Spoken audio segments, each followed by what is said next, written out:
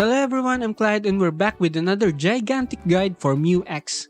Since Mew is splashable on a lot of decks, we're gonna have the largest deck selections yet. Let's check the guide now.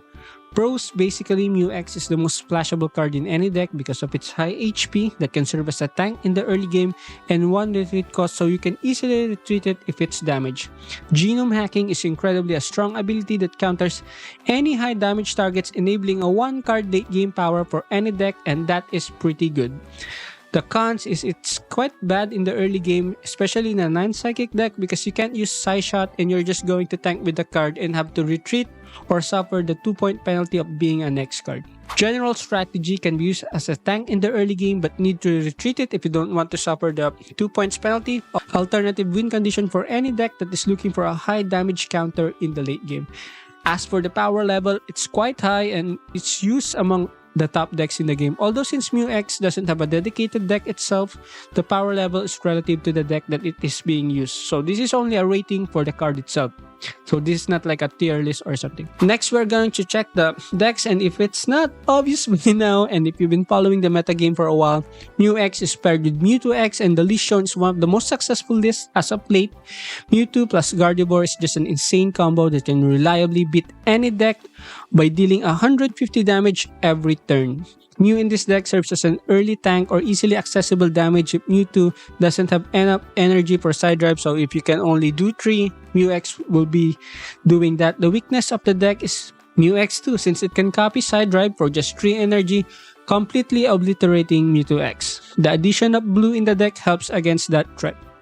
Next, we're looking at a good cards toolbox, something like that, a mishmash of all the good cards. So we compiled all of them and it unexpectedly works. All of them serve a role on their own.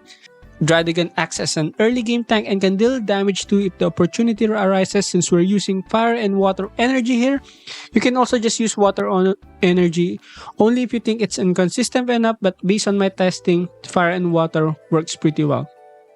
Tauros is another heater, especially for X decks if Mew isn't around, and can serve as a tank as well. Mew targets higher damage opponents like Mewtwo or Charizard. And finally, Greninja is one of your other sources of damage, especially for higher HP thresholds like Gyarados or something that you want to reach it. Two-Leaf is for easy retreat with Druddigon. That's why many of these Druddigon decks all run 1 leaf at least. It's a bit weaker against non-X decks since your main damage dealers are situational, although Greninja helps in that aspect. Next, we're looking at an Exeggutor Celebi Mew deck. Your main strategy is to just tank with Exeggutor in the early game, which is why we are also running a non-X version for more consistency that you always have an Exeggutor in hand. Celebi X and Mew X will serve as your backup damage sources if Exeggutor gets knocked out, especially Celebi X, since you only need 1 energy for Exeggutor and allocate the rest to Celebi. Multiple healing sources like Erika and potions help protect Exeggutor. The only downside is that it's challenging if you don't start with Execute and Exeggutor, as your main damage dealers take time to set their attacks and will be vulnerable to being damaged. Next is a Marshadow Greninja, so kind of functions like the same good cards toolbox list, but this time we're using the fighting package, which provides other options as well. You can run this deck without Mew X and replace it with another Hitmonlee and it would work just as fine, if not better. You ideally want to start with Farfetch as an early source of damage. Marshadow will now be your backup damage for the late game, while Hitmonlee can provide an early game option against the bench, especially against Druddigon decks or Magikarp. We're only using 1 Sabrina this time because we have a lot of options for heating in the back. Mew and Mew X can serve as a bit of a tank on or as another late game option for higher damage targets. Although the deck's weaknesses is it's low in HP, so Mew X can also help with that. And now if you're looking for a Florges deck, this is a good one that I've tried and works pretty well. Although Florges is a stage 2 Pokemon, the list focuses on getting it out fast with Mythical Slabs and Sigilyph. Mew X will now serve more as a tank that you can easily retreat with Budding Expeditioner for easy reusing. Florges provides an explosive damage threat from the mid-game onwards, and it's a little hard to deal with due to all the heals. The 2 Sabrinas are for stalling the opponent while also picking up targets. The deck is less consistent because of Florges being a stage 2 evolution, so it is always something you have to take note about.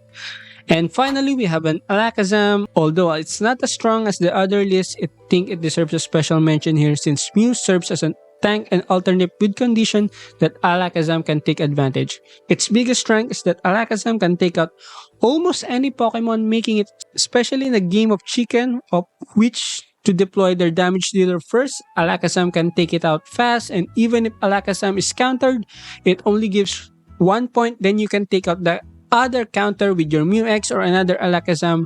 And in the case that you want to attack first, you can easily retreat your Druddigon with Leaf. The weakness of the deck are highly aggressive low energy decks like the toolbox I mentioned, since Alakazam attacks relies on the opponent having multiple energy. Although these are the decks I mentioned, there are still a lot of decks where you can put Mews such as Dragonite, Pidgeot X, Weezing, so feel free to experiment. This will just serve as a guide on thought process of where to put Mew, and unfortunately I can't provide commentary anymore on the gameplay video since it will be quite long, so let's go!